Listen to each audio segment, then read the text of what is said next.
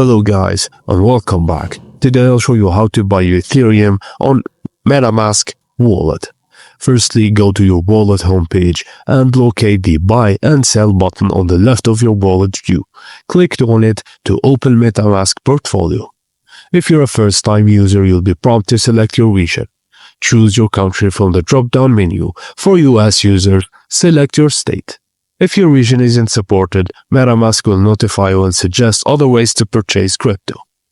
Now, options vary depending on your region and device. You can use Apple Pay, Google Play, debit or credit card, PayPal, and bank transfers.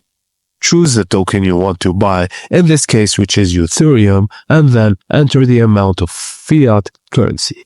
MetaMask will display the available quotes. After a brief wait, quotes are arranged by value with the best deal at the top. Just pull down on the screen to refresh quotes if needed and select your preferred one.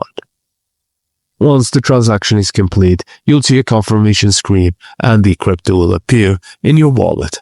And that's it guys. Thank you for watching and please don't forget to like and subscribe for more.